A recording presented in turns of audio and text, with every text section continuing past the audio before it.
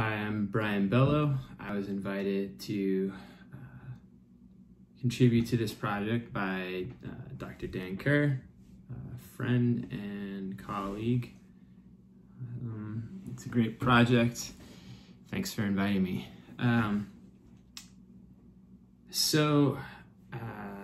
has COVID-19 impacted me? That is a complicated question. It's probably it's not complicated in the ways that it is for other people. So I've moved back in with my parents.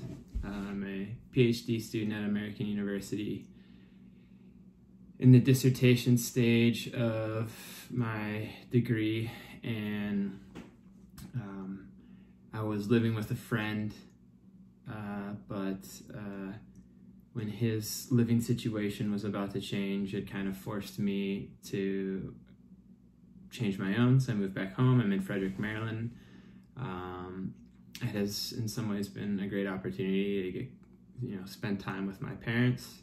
It's complicated because my dad has cancer, and he's in a somewhat advanced stage of it. So I have to be very careful about bringing stuff in the house. My mom is also sick in a way that could, the disease could complicate their lives too, and they're just both a year into retirement, so trying to at least give them some good time together.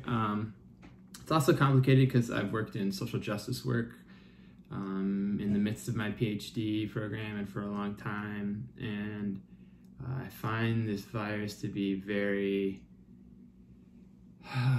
detrimental to the project of reconciliation and building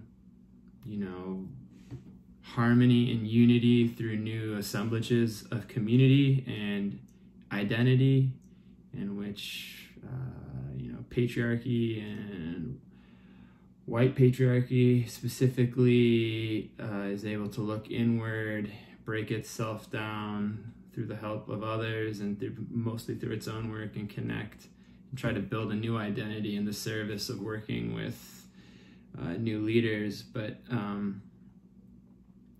the nature of this experience is so different for everyone, yet it all falling under one shared symbolic banner that can truly be touched by the entire world.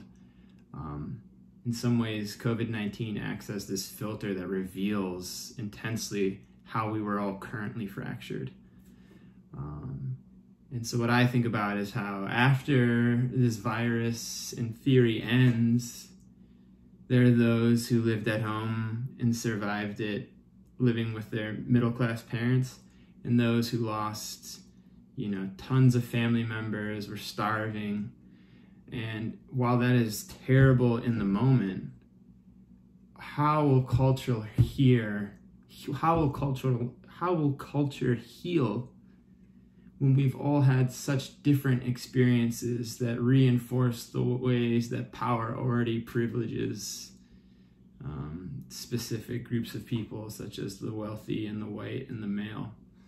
And so I see COVID-19 as this just beyond the literal material damage it is doing to lives, just this psychic additional kick in the stomach that comes after just,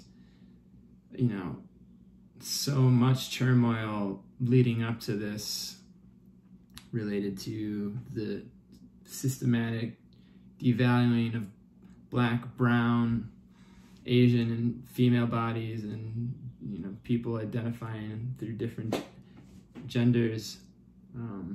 This is just so tragic. As far as what has kept me going,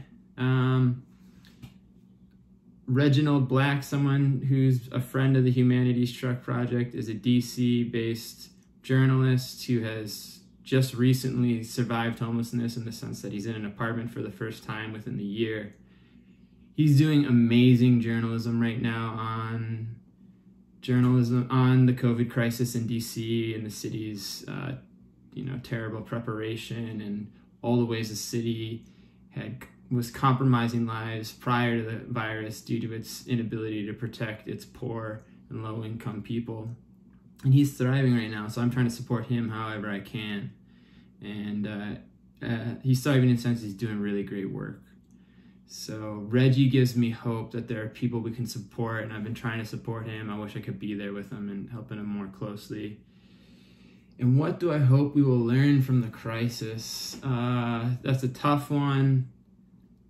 There's so much to learn that we should have already known before, but if I were to distill it into one thing, I would say I just really hope this can be the moment where healthcare for all just becomes a thing we can all agree on. Yeah, and if we can't, after so much tragedy, then I truly think this country is, it's done. It is a failed state, but hopefully it can. All right, thank you.